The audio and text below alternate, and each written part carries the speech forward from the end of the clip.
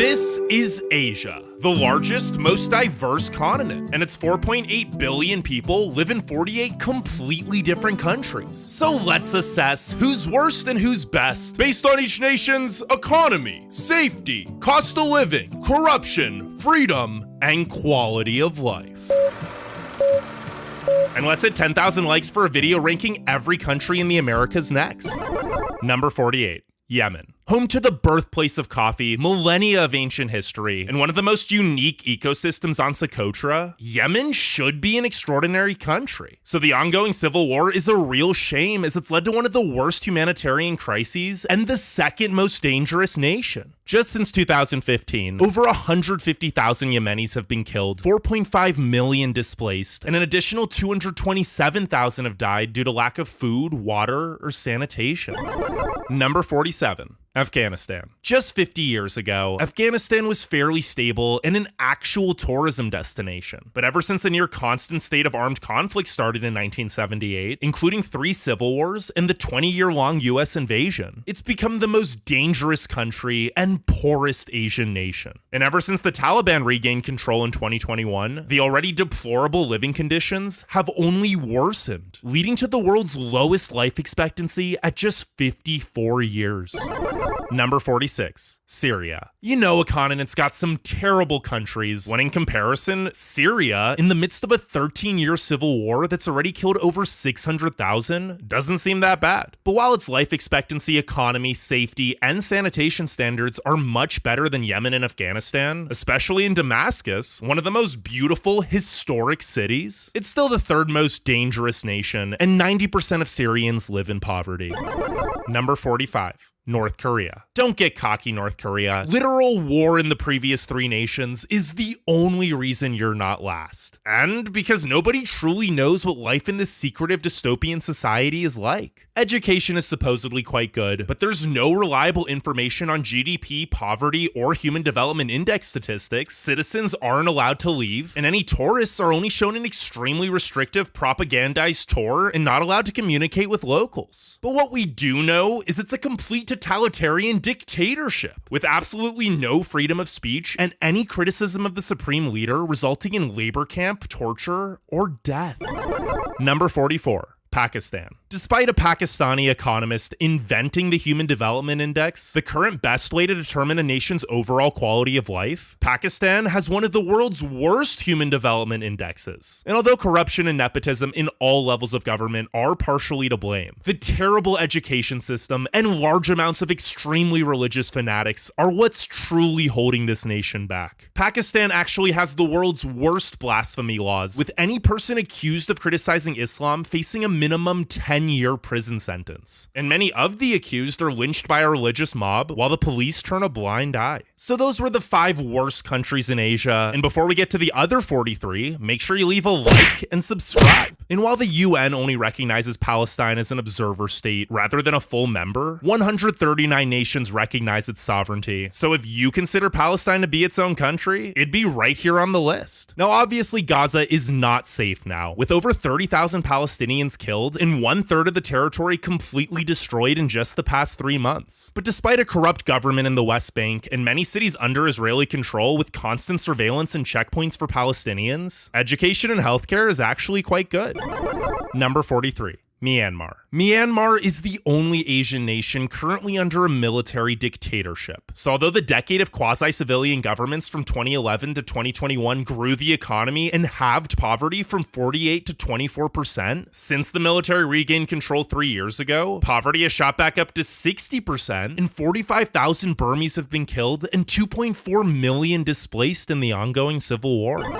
Number 42. Timor-Leste. Despite housing the world's most biodiverse coral reefs, Timor-Leste is one of the least visited countries because not only is it extremely isolated, with Bali and Darwin, Australia being the only destinations that fly here, centuries of Portuguese rule followed by a 24-year-long occupation and genocide by Indonesia has left the nation hopelessly underdeveloped. Timor-Leste has Asia's 3rd lowest GDP per capita, and with most goods needing to be imported, the cost of living isn't cheap. Number 41. Cambodia. Cambodia has perhaps the most tragic recent history of any nation. After the US killed between 2 and 500,000 civilians from 1970 to 73, completely destabilizing the region, the Khmer Rouge and Pol Pot rose to power and committed one of the worst ever genocides. Anyone perceived to have an education or opinions against a fully agrarian society was forced into labor camps or executed. Altogether, 1.5 to 2 million Cambodians, or 1/4 of the population, were killed between 1975 and 79. But although the nation is still suffering from the effects of these atrocities, with high poverty and 6 million unexploded landmines still in the country today, Cambodians are some of the warmest, most welcoming people. Number 40. Nepal. Everyone knows Nepal is the home of Everest, but the reason so many Sherpas risk their lives helping tourists reach the summit is because of how terrible normal wages are for Nepalese citizens. So yes, Nepal is the 4th cheapest country with an average cost of living of only $400 per month, but it's also Asia's 4th poorest country with an average salary of only $200 per month. Number 39. Laos. Compared to Cambodia and Myanmar, Laos is wealthy. Compared to the rest of Southeast Asia, Laos is poor. But it's not entirely its fault, as it's been plagued by terrible geography. While absolutely breathtaking, Laos is the only landlocked Southeast Asian nation, and nearly 3/4 of it is covered by mountains or hills with few fertile river valleys to grow agriculture. Laos's corrupt government and large foreign debt have contributed to the current economic crisis too, however, with annual inflation at 31% and just 20% of roads being paved. Number 38. Bangladesh. Bangladesh was blessed with the most fertile land on Earth. Yet, due to rampant corruption and oligarchy, it's the 11th poorest Asian nation. And although its economy is developing, with poverty cut in half just over the past 15 years, since it's the most densely populated non-city state, with 170 million people crammed into an area that's roughly the size of Alabama, Bangladesh has the worst pollution on Earth, and its capital, Dhaka, is a litter-infested, chaotic concrete jungle with horrendous traffic. Number 37. Turkmenistan. It's ironic that Turkmenistan's former president banned makeup, because the Orwellian capital city he built is literally all makeup. The ex-dictator had a fixation for white marble, so instead of using the nation's vast oil and gas resources to improve the economy, healthcare, or education, he built hundreds of large, expensive white marble buildings that are almost completely empty, since they're too expensive for local wages. And while the lack of civil liberties here makes Afghanistan seem like a beacon of democracy, at least poverty was low under his rule due to free gas, electricity, and water provided to all residents. However, the last president ended these provisions in 2019. Number 36. India. Just last year, India became the most populous nation, which has helped it achieve the world's 5th largest economy. But although its standard of living has vastly improved due to hundreds of billions of dollars invested in subsidizing food, electricity, health, and education, corruption is still rampant, its cities are overpopulated and filthy, and there's a huge division of wealth. Unlike its neighbors Bangladesh and Pakistan, however, India is a true democracy, and its government plans to reach a $30 trillion economy by 2047. Number 35. Iraq. Iraq has come a long way since the 8-year-long US invasion, which killed nearly 500,000 Iraqis. And yes, it is still underdeveloped, with 1/4 of the population living in poverty and 40% without access to clean water. But the cities in Kurdistan region are actually quite safe, the economy is growing, and from its landscapes to history to radiant residents, Iraq is staggeringly beautiful. Number 34. Tajikistan. With a GDP per capita of $1,100, Tajikistan is one of the poorest nations. But it's also cheap and safe, its people and culture are vibrant, and the landscapes are out of this world. Seriously, just look at the place. Number 33. Kyrgyzstan. 93% of Kyrgyzstan is covered by stunning mountain ranges, which just so happen to house an enormous gold mine. But although this, in addition to its tremendous hydropower potential, means the nation should be wealthy, corrupt governance keeps it poor. Strangely enough, however, since Kyrgyzstan is also the 9th cheapest nation, poor is actually middle class, as Kyrgyzstan has astonishingly low income inequality. Number 32. Lebanon. One of the worst liquidity crises is occurring in Lebanon, with annual inflation now at 264% and food inflation over 1,000%. And considering their incompetent, corrupt government, who's allowed terrorist groups to de facto control many areas, Lebanon has Asia's second worst infrastructure, fifth highest unemployment, constant blackouts, and a poverty rate over 70%. So despite its beautiful culture and history and life expectancy of 79 years, the Lebanese diaspora is now more than double Lebanon's population. Number 31. The Philippines. Ever since martial law was enacted from 1972 until 1986, giving the then president, who's also the current president's father, sole control of the nation, the Philippines' near perpetual corruption and debt have only gotten worse. Because rather than improve the awful infrastructure, sanitation, or education, the government constantly overspends on contracts from unqualified cronies as long as kickbacks are given that the politicians can then pocket. So although Filipinos are incredibly friendly and the 7,600 islands are magical, poverty is high, life expectancy is low, and the cities are some of the most polluted on Earth.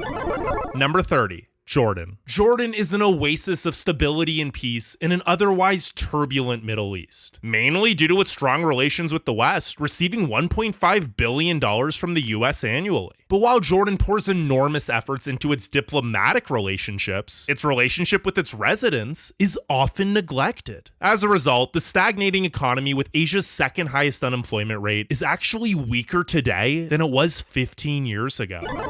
Number 29. Bhutan. Bhutan has historically been one of the most closed-off nations, and until 50 years ago, actually didn't allow any visitors. But there's also a good reason for this, as the nation deeply cares about sustainability due to it sitting in one of the world's last biodiversity hotspots. And although visitors need to pay $100 per day to visit this remarkably safe and breathtaking Himalayan nation, since Bhutan has almost no corruption, income inequality is low, and the local cost of living is pretty affordable. Number 28. Uzbekistan. Just like all the other stands, Uzbekistan is incredibly authoritarian with limited freedoms. But things are looking up under the current president, with forced labor now abolished, partial freedom of assembly now allowed, and the economy progressively liberalizing. And while the government is corrupt, at least they value education, as Uzbekistan is one of only 7 nations with a 100% literacy rate.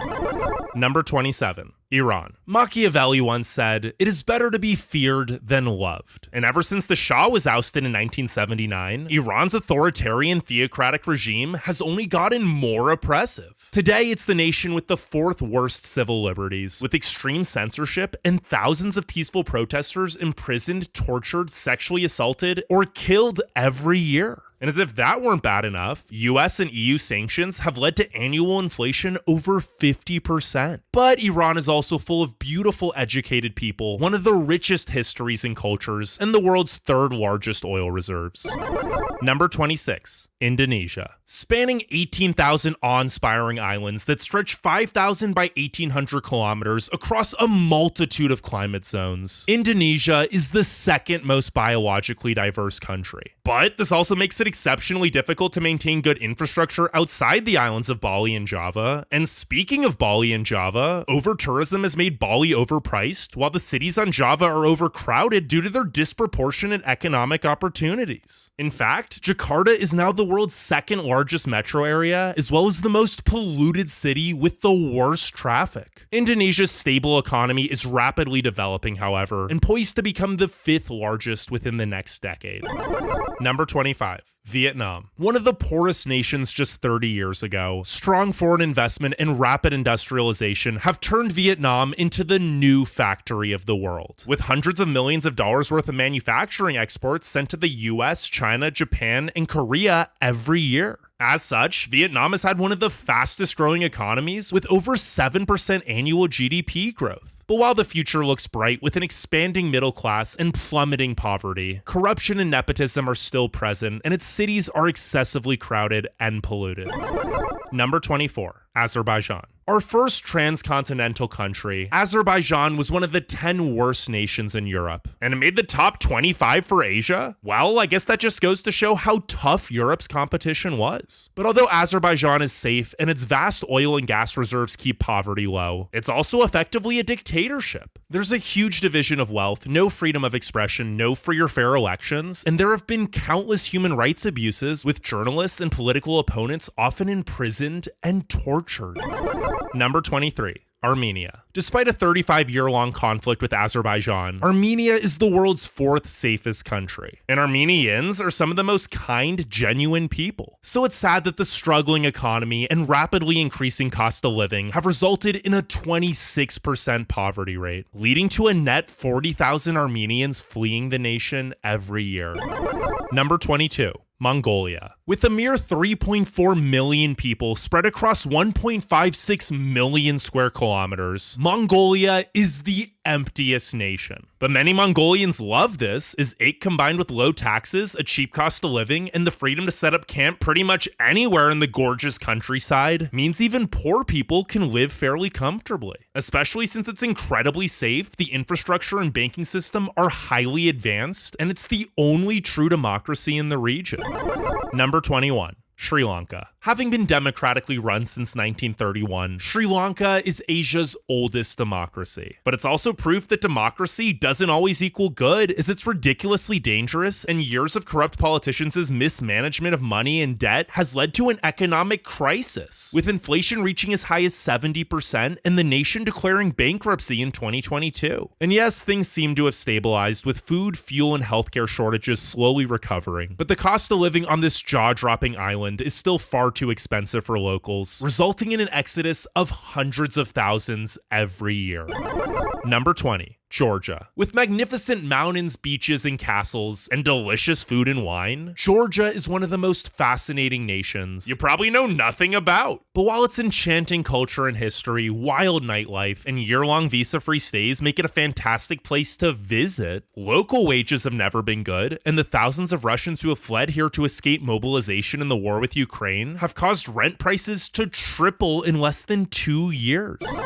Number 19. The Maldives. Despite consisting of 1,200 beautiful coral islands and atolls, most of the livable ones are just expensive private resorts, while over half of the 500,000 Maldivians are crammed onto a tiny 2-square-kilometer island, Male, which is actually the world's most densely populated capital. And sure, the nation's GDP per capita is quite high, but corruption, lack of rent control, and nearly every necessity other than fish needing to be imported means many locals struggle to get by, while external corporations pocket billions.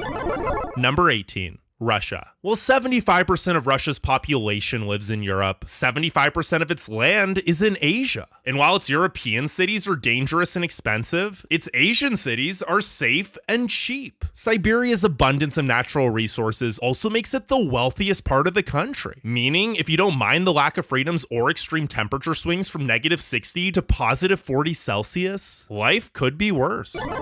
Number 17. Kazakhstan. Kazakhstan has made huge strides in becoming more democratic, switching from a super presidential government to a presidential republic just this past year. And although corruption is still a pressing issue, Kazakhstan's vast mineral wealth, in addition to rapid globalization and digitalization, have made it by far the richest and most developed Central Asian nation, with exceptionally safe and advanced cities, a great train network, and low poverty. Number 16. China. China may be extremely authoritarian, but this has also allowed it to become the fastest developing nation in history, with poverty dropping from 89% to 1.7% in just 50 years. Because its massive investments in education, healthcare, and infrastructure have not only produced a highly educated workforce and millions of good-paying jobs, but also connected every city by highway and train. In fact, despite having no high-speed rail just 20 years ago, China now has twice as much as every other country combined. But there's still a huge disparity of wealth between the rich coastal cities and poor western regions. Number 15. Thailand. From magical islands, beaches, and jungles, to its diverse culture and history, to its extraordinary animals and easygoing people who somehow always have a smile, nearly every part of Thailand is beautiful. But paradise comes with a price, and while the price of goods is low, wages are even lower as the corrupt government and concentration of wealth among just a few families have led to a stalling economy.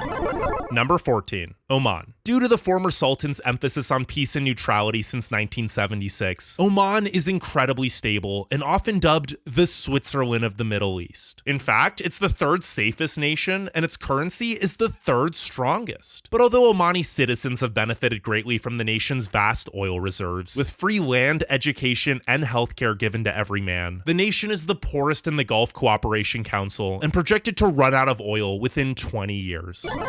Number 13. Malaysia. While Oman never truly moved away from its heavily oil-based economy, Malaysia invested its oil wealth in educating its workforce and diversifying its economy. Due to its attractive tax incentives and highly developed cities with cheap labor costs, Malaysia successfully lured countless tech companies to become one of the largest electronics exporters. And with subsidized fuel and electricity, in addition to the excellent free healthcare system, the cost of living remains low while incomes continue to grow. Oh, and the capital has air-conditioned sidewalks.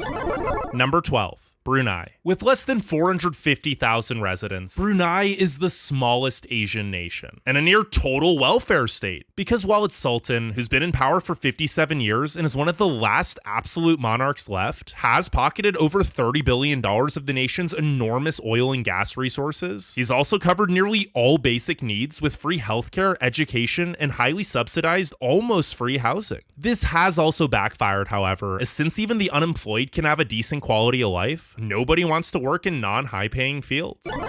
Number 11. Kuwait. Are you seeing a trend? Many of Asia's best nations aren't necessarily great due to good governance or a diverse private sector, but by sheer luck of having exorbitant amounts of oil. So while Kuwait may have been the most boring nation with the world's worst geography if oil weren't a factor, as 99.4% of it is non-arable, extremely hot desert with temperatures routinely torching 50 degrees Celsius, oil is still modern-day gold, which gives Kuwait the strongest currency and 7th highest salaries.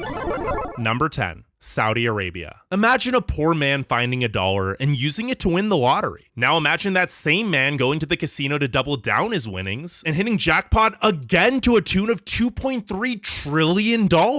Well, that's basically what happened to Saudi Arabia. The discovery of the world's second largest known oil reserves has given the king enough FU money to do whatever he wants, such as desalinating water for 8 million people before pumping it 500 kilometers to the otherwise waterless capital and completely terraforming the desert with the line. But while Saudi citizens are wealthy, there are also extremely limited freedoms for women, countless human rights abuses with journalists often tortured and killed, and even modern-day slavery with many immigrants having their passports confiscated upon arrival and then forced to work in terrible conditions for starvation wages.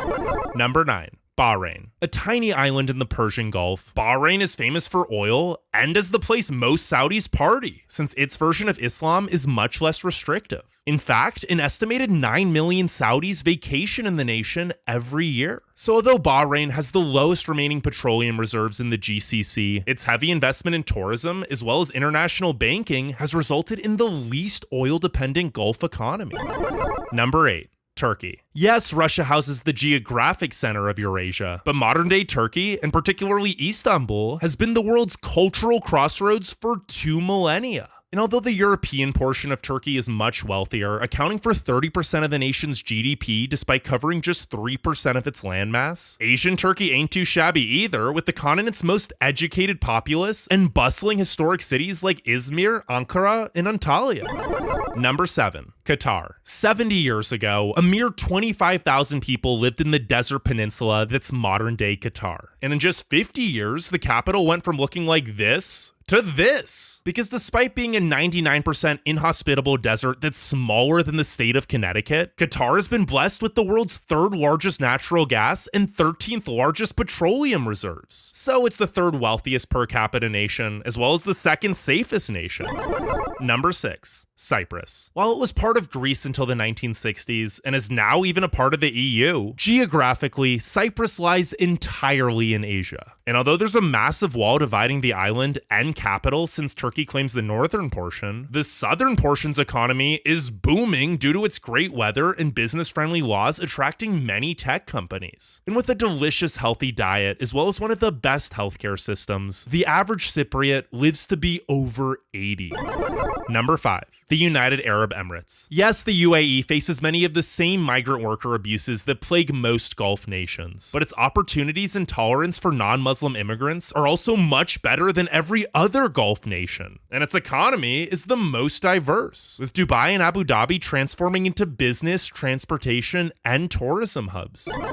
Number 4. Israel. While every other rich Middle Eastern nation attained its wealth from oil and gas, Israel based its economy on human capital. And as such, they've invested much of the $260 billion the US has given them into its universal world-class education and healthcare systems, which have created one of the happiest, healthiest workforces with high levels of innovation and entrepreneurship. Israel also has by far the best freedom of speech in the region, the 4th longest life expectancy in Asia, and prior to the ongoing war, was one of the safest nations. Number 3. South Korea. With safe, clean, bustling big cities, breathtaking countryside, and Asia's 3rd best life expectancy, infrastructure, and schools, as well as the world's fastest internet, 10th strongest economy, and 3rd best healthcare, South Korea isn't just elite by Asian standards. It's one of the best nations on Earth. But its culture of overworking combined with gloomy weather has also led to the planet's highest suicide rate. Number 2. Japan. From its vibrant culture and history, to its mouth-watering healthy food, to its welcoming people, diverse landscapes, exceptional safety, low corruption levels, and incredible education, transportation, and megacities, Japan doesn't just offer something for everyone. It offers the best for everyone. And sure, the economy's been stagnant for the last 30 years, but that just shows how remarkable it was, as it's still the world's 3rd strongest economy, despite an aging population. Number 1. Actually, we're gonna have another honorable mention. Taiwan. Because while Taiwan is independently governed and very much functions as its own nation, only 13 UN nations agree, since China claims to own it and most countries don't want to ruin their relations with China. But if Taiwan were officially recognized, it would have the world's 14th strongest economy due to 90% of the world's most advanced semiconductors being produced here, and rank among the top 10 nations in most important categories. But it would still only be Asia's 2nd best country. Actual number 1. Singapore. Singapore might be the most unique nation in history, because while freedoms are heavily suppressed, its government is also the least corrupt, which, combined with its strategic location and business-friendly laws, catapulted it from a developing nation just 50 years ago to the 2nd wealthiest one today. But although the government continues to invest in its people with the best roads, healthcare, education, safety, and cleanliness in the world, did you know 8 countries in Europe actually have a higher quality of life? If you want to find out which, there's a video on screen now. Go check it out.